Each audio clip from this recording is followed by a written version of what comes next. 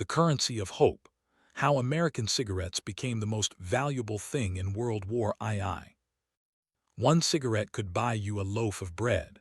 3 could get you a week's worth of food. 5 could save your life. In World War II, American cigarettes weren't just something to smoke. They were money, medicine, and hope all rolled into one small paper tube. Most people think World War II was won with tanks, planes, and bullets. And sure, those things mattered. But there was something else moving through the war zones, prison camps, and bombed-out cities that had just as much power. Something small enough to fit in your pocket but valuable enough to change everything. American cigarettes became the most sought-after item in the entire war. And the story of how that happened is way stranger than you might think. Let's go back to 1939. Europe is tearing itself apart. Countries are running out of everything. Food, medicine, fuel. Normal money stops meaning much when there's nothing to buy. A German mark or a French franc can't feed you when the stores are empty. People need a new kind of currency. Something everyone wants. Something that holds value no matter what. And somehow, a cigarette became that thing. But this didn't happen by accident. The American cigarette had been building its reputation for decades before the war even started. Back in the 1920s and 30s, American tobacco companies had perfected something the rest of the world couldn't match: the cigarette itself. European cigarettes were harsh, strong, hard to smoke. They'd make you cough. American cigarettes were different. They were smooth, easy to inhale. They tasted better. Brands like Lucky Strike, Camel, and Chesterfield had figured out a curing process that made tobacco milder. They added just the right amount of sweetness. They made cigarettes that people actually enjoyed smoking instead of just tolerating. So when American soldiers started showing up in Europe during World War I, they brought these cigarettes with them. And European soldiers noticed immediately. These American smokes were nothing like what they were used to. Word spread fast. By the time World War II started, everyone in Europe knew about American cigarettes. They were already legendary. But wanting them and getting them were two different things. When the war broke out, American cigarettes basically vanished from Europe. The only ones that made it over were what the American military brought for their own troops. And that's when things got interesting. The U.S. military understood something important about war. Fighting isn't just physical, it's mental. Soldiers stuck in foxholes, waiting for the next battle, dealing with the constant fear of death. They need something to calm their nerves, something to look forward to, something that feels normal when nothing else does. Cigarettes did all of that. The military knew it, so they made sure every single American soldier got cigarettes, not as a luxury, as part of their standard rations. Every soldier received free cigarettes regularly. Packs of Lucky Strikes, Camels, Chesterfields, sometimes other brands too, but those big 3 were the most common. The soldiers loved them. After hours of combat, sitting in a trench covered in mud, lighting up a cigarette was like taking a mini vacation. Just 5 minutes of peace. Something to do with your hands, something to focus on besides the war. It became a ritual. Before a battle, after a battle, during the quiet moments in between. Cigarettes were there. But here's where it gets wild. American soldiers had way more cigarettes than they needed. The military was giving them out like candy. Some soldiers smoked a lot, sure, but plenty didn't smoke at all, or they only smoked a little, so they had extras, lots of extras. And they noticed something. Everywhere they went, people wanted those cigarettes, desperately. Local civilians in France, Italy, Belgium, anywhere the Americans were stationed. These people were starving. Their economies had collapsed. Normal money couldn't buy anything. But they all wanted American cigarettes. Not necessarily to smoke them, though plenty did. They wanted them because cigarettes had become the new money. A farmer who had extra eggs wouldn't sell them for francs or lira. Those currencies were unstable, constantly losing value. But American cigarettes, those were solid. Those held value. Everyone wanted them. So the farmer would trade his eggs for cigarettes. Then he'd use those cigarettes to trade for something else he needed. The same thing happened with everyone. Bakers, mechanics, shopkeepers. They all preferred cigarettes over regular money. It got to the point where prices weren't listed in currency anymore.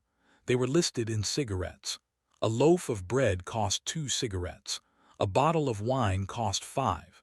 Information about enemy troop movements might cost a whole carton. American soldiers caught on quick. They realized they were walking around with pockets full of the most valuable currency in Europe, and they started using it. A soldier who wanted a hot meal from a local restaurant didn't need money. He had cigarettes. A soldier who wanted to send a letter home through a local instead of waiting for military mail. Cigarettes. A soldier who wanted a warm place to sleep for the night. Cigarettes. The cigarettes opened doors that money couldn't, because money was just paper at that point, but cigarettes were real. They were useful. You could smoke them if you wanted, or trade them for something else. They had inherent value.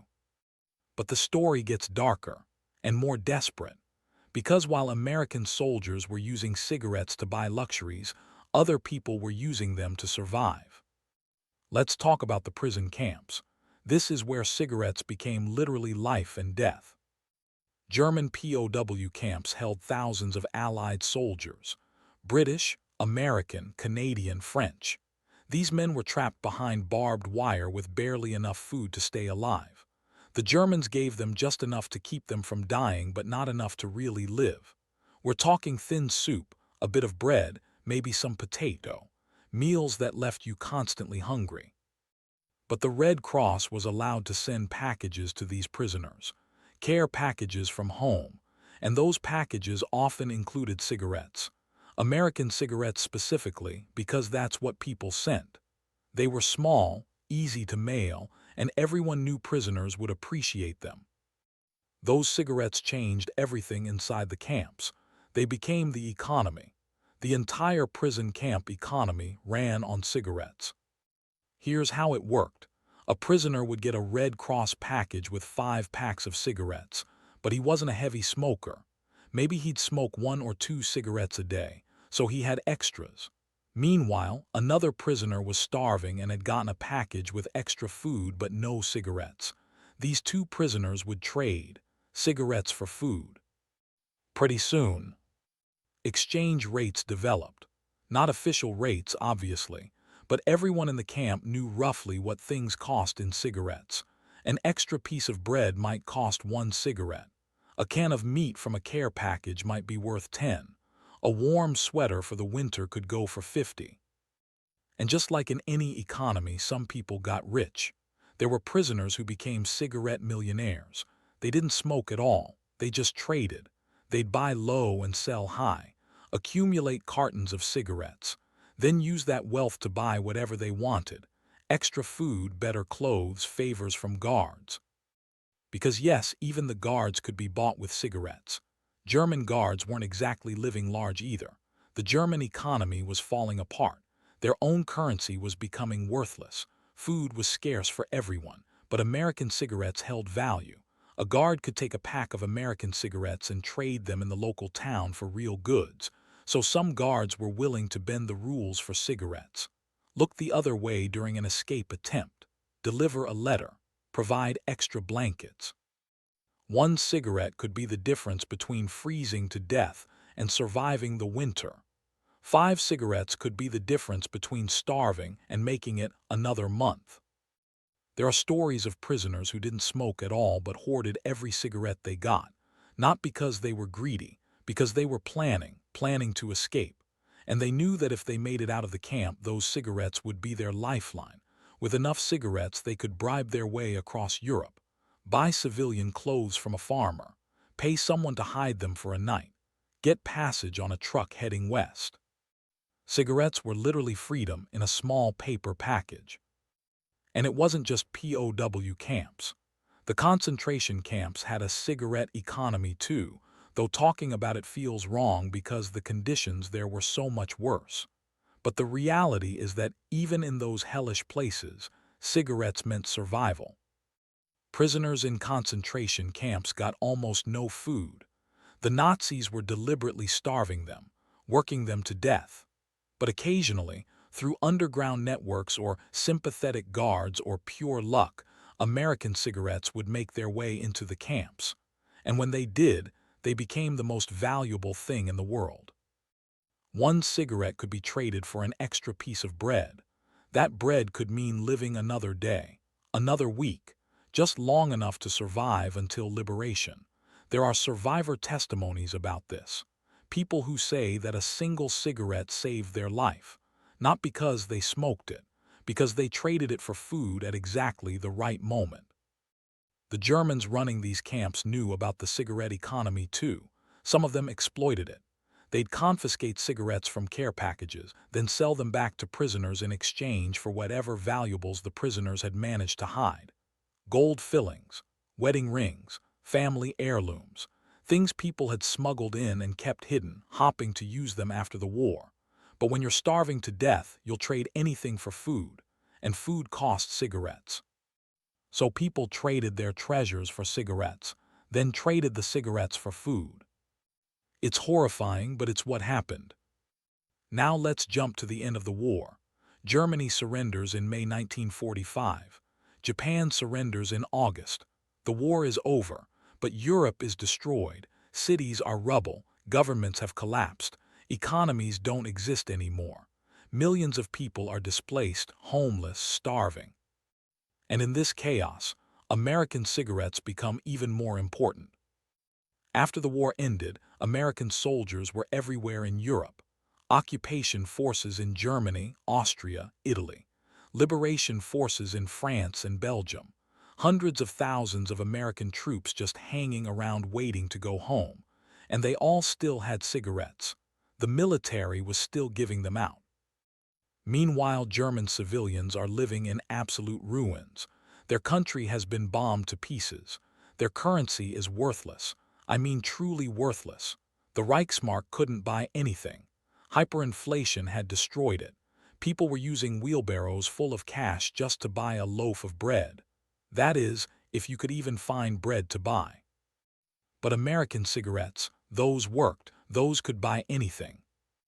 In occupied Germany, cigarettes became the actual currency, not an informal one, the actual currency. Prices for everything were listed in cigarettes. Rent was paid in cigarettes. Wages were paid in cigarettes. If you wanted to buy a car, you paid in cigarettes. We're talking thousands of cigarettes for a car, but still, that was the price. Black markets popped up everywhere. These weren't shady criminal operations, really. They were just regular people trying to survive, and the medium of exchange was cigarettes. You'd have farmers bringing vegetables to the city to sell. They'd set up on street corners with signs saying, potatoes 2 cigarettes per kilo, or whatever. No one even asked about money. Money was a joke. American soldiers, once again, were walking around with fortunes in their pockets, and a lot of them took advantage of it. I'm not judging them. They were young kids far from home who suddenly realized they could live like kings. They'd trade cartons of cigarettes for expensive jewelry, art, antiques, things that would have cost thousands of dollars back home, but in Germany with cigarettes, cheap. There were soldiers who shipped entire crates of valuables back to the United States. Stuff they bought for a few cartons of cigarettes that would be worth serious money once they got home. It was like being in a country where everything cost pennies, except instead of pennies, it was cigarettes, and you had unlimited cigarettes. But again, it wasn't just soldiers getting rich. Regular people were surviving on cigarettes. A German woman who didn't smoke might spend all week collecting cigarette butts off the street. American soldiers would toss their butts away without thinking, but those butts still had tobacco in them. She'd collect them, carefully remove the leftover tobacco and re-roll it into new cigarettes. Then she'd sell those cigarettes for food. That's how she'd feed her kids. Or there were people who became cigarette dealers. They'd buy cigarettes from soldiers who had extra, then resell them at a markup to other Germans who needed them. It was just like any business, except the product was cigarettes, and the profit was measured in cigarettes too. The cigarette economy lasted for years after the war, well into the late 1940s. It only started to fade when Germany introduced the Deutschmark in 1948, a new currency that actually worked. That was designed to be stable and trustworthy. Even then, it took time for people to stop using cigarettes. Old habits die hard, and cigarettes had proven themselves reliable when nothing else was. Let's talk about why cigarettes specifically became this universal currency. Why not chocolate? The military gave out chocolate too. Why not coffee, soap, any of the other stuff in military rations? Cigarettes had a few things going for them that made them perfect for this. First, they were small and portable. You could carry a carton of cigarettes easily. That's 200 cigarettes. Try carrying 200 of anything else. 200 chocolate bars would be heavy and bulky, but 200 cigarettes fit in a small box that weighed almost nothing. Second, they were durable. Not completely indestructible, but pretty close. As long as you kept them dry, cigarettes would last for months or even years. They didn't rot like food. They didn't expire. You could hold onto them until you needed them. Third, they were divisible. This is huge for a currency. A gold bar is valuable, but you can't break it into small pieces easily. Cigarettes came in packs of 20, and each cigarette was its own unit. You could make small transactions or big ones. Buy something cheap for 1 cigarette or something expensive for 100. Fourth, they were standardized. A lucky strike was a lucky strike. Everyone knew what it was worth. There was no haggling over quality. No one could cheat you by giving you a fake. You could see exactly what you were getting. And fifth, they had inherent value. Even if the whole economy collapsed and no one wanted to trade anymore, you could still smoke the cigarette. It wasn't just paper like money. It was useful on its own. This gave people confidence in accepting cigarettes as payment. They knew that even in the worst-case scenario, they had something they could use. All of these factors together made cigarettes the perfect wartime currency. Nothing else came close. But there's another layer to this story that's easy to miss if you're just thinking about economics. Cigarettes weren't just money. They were emotional support. Think about what a cigarette represented. When everything around you is falling apart, when you're scared, cold, hungry, exhausted, when you don't know if you'll survive the next day, lighting up a cigarette is a moment of normalcy, a small pleasure, a reminder that you're still human. Soldiers talked about this all the time in their letters home. They describe battles in brutal detail, then mention how good it felt to smoke a cigarette afterward. It was a way to calm down, to process what just happened, to transition from combat mode back to regular person mode, even if just for a few minutes. The ritual mattered too, taking out the pack, tapping it against your hand, pulling out a cigarette, putting it between your lips, striking a match, the flame flickering, that first inhale.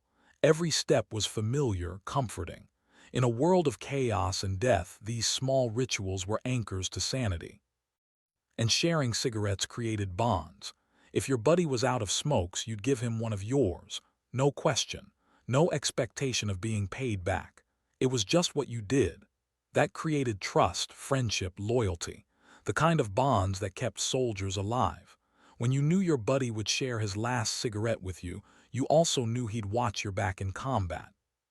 For prisoners, both POWs and concentration camp inmates, cigarettes represented hope. The fact that they existed at all meant the outside world still existed. Someone somewhere was making these cigarettes. Someone was sending them. The war wouldn't last forever.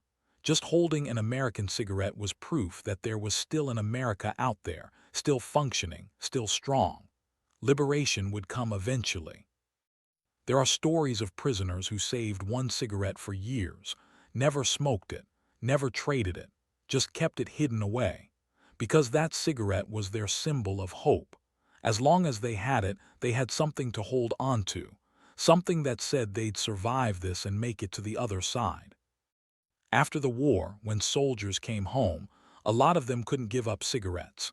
Not because they were addicted, though plenty were, but because cigarettes were tied to the most intense experiences of their lives. Smoking a cigarette reminded them of sitting in a foxhole with their best friend, or the relief of surviving another day, or the taste of victory when the war finally ended.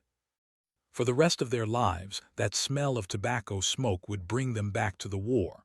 Sometimes that was comforting. Sometimes it was painful. But either way, cigarettes had become inseparable from the experience of World War II. Now, I need to mention something about the tobacco companies, because their role in all of this is complicated. The big American tobacco companies fully supported the war effort. They ramped up production to make sure soldiers had enough cigarettes. They sold to the military at reduced prices. They ran advertisements that were pure propaganda, showing soldiers smoking their cigarettes, portraying smoking as patriotic. Lucky Strike even changed their packaging for the war. Their packs used to have a red circle on a green background, but green dye required copper, and copper was needed for ammunition. So Lucky Strike switched to white packaging and ran an advertising campaign that said, "Lucky Strike Green has gone to war." They turned a material shortage into patriotic marketing. The tobacco companies knew exactly what they were doing. By getting millions of young men hooked on cigarettes during the war, they were creating customers for life. And it worked. The generation of World War II veterans smoked at incredibly high rates, much higher than the generation before or after. The war had turned smoking into a habit for an entire generation. You could argue that the tobacco companies were cynically exploiting the war for profit, and you'd probably be right. But at the same time, soldiers genuinely wanted those cigarettes. They helped with morale. They served a purpose, even if that purpose was serving addiction. It's messy. War is messy. And the cigarette's role in World War II captures that messiness perfectly. Something that was both helpful and harmful, life-saving and life-destroying, a source of comfort and a source of profit. Let's zoom in on some specific stories, because the statistics and economics only tell part of the story. Real people lived through this, and their experiences show just how important cigarettes really were. There's a story about a British POW named Clive Dunn. He was captured in Greece in 1941 and spent 4 years in German prison camps. He later became a famous actor, but during the war, he was just a scared kid trying to survive. In his memoir, he wrote about the cigarette economy extensively. He described how some prisoners became expert traders. There was one guy in his camp who never smoked but accumulated hundreds of cigarettes through careful trading. He'd notice when someone was desperate for something and lowball them. Then he'd turn around and sell that item to someone else who wanted it for 3 times as many cigarettes. By the end of the war, this guy had enough cigarettes to live like a king, relatively speaking. Better food, better clothes, even bribes to get easier work assignments. But Dunn also wrote about darker trades. Prisoners who were so addicted to smoking that they'd trade their food rations for cigarettes, literally choosing nicotine over nutrition. They'd get thinner and weaker, but they couldn't stop. They needed to smoke more than they needed to eat. Some of them died because of it, not directly from smoking, but from malnutrition because they kept trading their food away. The camp had tried to stop this. The senior Allied officers who ran the prisoner hierarchy would try to regulate trades, prevent people from trading away their food. But you can't really stop addicts. They'd find ways, secret trades, middlemen. There was always someone willing to take advantage. Another story comes from Germany right after the war. A photographer named Henry Cartier-Bresson was documenting the ruins of Berlin. He captured an image that became famous.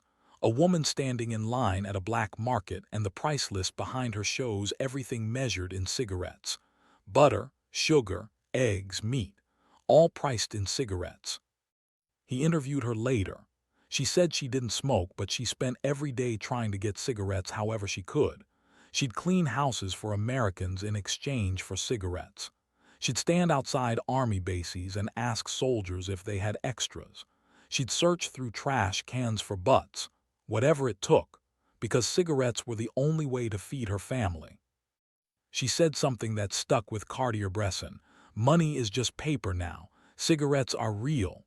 That quote captures the whole situation perfectly.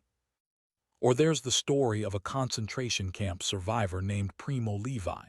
He wrote extensively about his time in Auschwitz, including about the cigarette economy. He described how a prisoner who got a cigarette faced an agonizing choice: smoke it now and get a brief moment of pleasure, or save it and trade it later for food that could extend your life.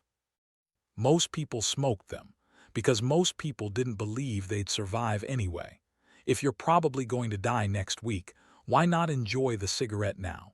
The pleasure of smoking it was certain. The chance of surviving long enough to benefit from the food you'd trade it for was uncertain. But some people saved them, and Levi credits those people with having the strongest will to survive. The ones who could deny themselves immediate gratification for a long-term benefit. Those were the ones who made it out.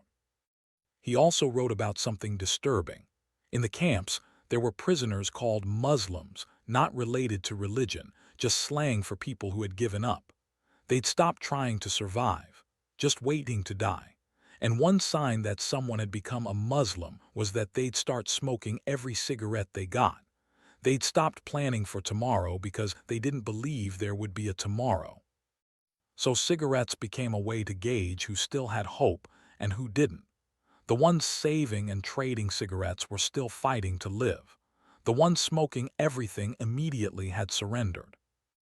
It's heartbreaking to think about, but it shows how deeply cigarettes were woven into the psychology of survival. Let's talk about the post-war years in more detail, because the cigarette economy didn't just disappear overnight. In Japan, after the American occupation began, the same thing happened as in Germany. Cigarettes became currency. The yen was worthless, but American cigarettes worked everywhere. Japanese civilians who had lost everything in the war would trade family heirlooms for cigarettes. Antique swords, kimonos, art, things that had been in families for generations, all traded away for cartons of American cigarettes. American soldiers could live incredibly well in occupied Japan. A private who made barely any money by U.S. standards could live like a millionaire in Tokyo if he had access to cigarettes. Nice apartments, good food, servants, all paid for in cigarettes. This created some weird dynamics. Japanese citizens would sometimes be more desperate to work for Americans than their own countrymen because Americans paid in cigarettes. Cigarettes were better than yen, more stable, more useful. And there's a darker side to this too. Some women in occupied Japan and Germany turned to prostitution, and cigarettes were often the payment. A few packs of cigarettes for sex. It's an ugly part of the story, but it happened. Desperate times led to desperate choices, and cigarettes were what had value. The black market for cigarettes got huge. Organized crime got involved. In Germany, cigarette smuggling became a major operation. Criminal gangs would steal cartons of cigarettes from military warehouses, then sell them on the black market for massive profits. The military tried to crack down, but it was impossible to stop completely. There were just too many cigarettes moving around and too many people willing to buy stolen ones. Some soldiers got involved in the smuggling too. They'd sell their ration cigarettes on the black market instead of smoking them, make extra money to send home. The military officially prohibited this, but enforcement was spotty. How do you prove that a soldier sold his cigarettes instead of smoking them? You can't really. By the late 1940s, the cigarette economy started to fade, but slowly. As European countries recovered and introduced stable currencies, people gradually shifted back to using money. But cigarettes remained a secondary currency for years. Even into the 1950s, you could still buy things with cigarettes in some places. What's interesting is that this whole phenomenon repeated itself in other wars. In Vietnam, American cigarettes became valuable trade goods again. Not to the same extent as World War II, but it happened. Soldiers would trade cigarettes with Vietnamese civilians for various things. The pattern was the same. It happened in Korea too. Wherever American soldiers went with their free cigarettes, a cigarette economy would spring up around them. This says something about war itself, about how conflict destroys normal economic structures and forces people to find alternatives. Cigarettes filled a void that war created. They were small, valuable, portable, and available. They were perfect for wartime conditions. But it also says something about the American military's role in World War II specifically. American soldiers weren't just bringing military might. They were bringing economic power too. Those free cigarettes were a form of soft power. They created goodwill with local populations. They made American soldiers popular. Everyone wanted to be friends with the Americans because Americans had cigarettes. This helped with intelligence gathering too. Local civilians would share information about enemy movements in exchange for cigarettes. Resistance fighters would cooperate with American forces, partly because they'd get paid in cigarettes. The cigarette economy strengthened America's military position in ways that had nothing to do with combat. Some historians argue that American cigarettes helped win the war, not directly but indirectly, by maintaining morale among troops, by facilitating trade and cooperation with locals, by providing a stable economic system in occupied territories. The cigarettes did real work. And then there's the health angle, which we can't ignore. The military was essentially addicting millions of young men to cigarettes. The long-term health consequences were devastating. Lung cancer, heart disease, emphysema, conditions that would kill many of these veterans decades later. The military didn't know about these health effects during the war. The link between smoking and cancer wasn't proven until the 1950s, so you can't really blame them for giving out cigarettes. They were doing what they thought was helpful for morale. But the tobacco companies knew, or at least suspected, much earlier than they let on. Internal documents that came out decades later showed they had concerns about health effects as early as the 1940s. But they buried that research, kept selling cigarettes as safe, even marketed them as healthy sometimes. Doctors appeared in ads recommending specific brands. So while cigarettes were helping people survive the war, they were also slowly killing them. That's the tragic irony. The thing that gave soldiers comfort during the worst years of their lives would end up cutting those lives short. A lot of veterans struggled with this later. They'd survived the war only to die from smoking-related diseases, and many of them traced their smoking habit back to the war, back to those free cigarettes the military gave them, back to the stress and fear that made them light up in the first place. There's no clean ending to this story, no simple moral. Cigarettes helped and harmed in equal measure. They were survival tools and death sentences. They brought people together and exploited their weaknesses. They were hope and poison wrapped in paper. That's what makes the story so compelling, though. It's complicated. It shows war in all its messy reality. Not good guys and bad guys, but people trying to survive any way they can. And cigarettes were part of that survival. Think about what one cigarette could do. In the right moment, to the right person, one cigarette could mean everything. It could be the trade that got you enough food to last another week, the bribe that convinced a guard to look the other way, the gift that earned you a friend who'd watch your back, the small comfort that kept you sane when insanity seemed like the only rational response to the horror around you. One cigarette, maybe 5 minutes of smoking, but 5 minutes that could change your entire life, or save it. That's the power cigarettes had during World War II. Not because they were magic, but because they were reliable. In a world where nothing else was certain, where death could come from any direction at any moment, where yesterday's money couldn't buy today's bread, cigarettes worked. They always worked. Someone always wanted them. They always had value. They were the one constant in a world of chaos. And for the people living through that chaos, whether they were soldiers or prisoners or civilians, those cigarettes represented something bigger than tobacco and paper. They represented the possibility of surviving another day, another week, another month, long enough to see the end of the war, long enough to go home. That's why old veterans, even decades after the war, would get emotional talking about cigarettes. It wasn't about the smoking. It was about what those cigarettes meant, the memories attached to them, the lives saved, the friends made, the moments of peace in the middle of hell. And that's why when you really dig into the history of World War II, you can't tell the full story without talking about cigarettes. They were everywhere, in every theater of war, in every prison camp, in every bombed-out city, touching every life in some way.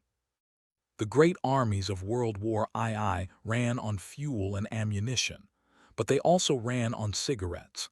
And understanding that helps you understand the war itself. Not just the battles and strategies, but the human experience of living through those years. The small things that mattered as much as the big things. The everyday struggles that history books often skip over. Because history isn't just about generals and politicians making big decisions. It's also about regular people trying to get through the day. And for millions of people during World War II, getting through the day depended on cigarettes. A farmer in France who accepted cigarettes for milk so he could trade them for medicine his wife needed.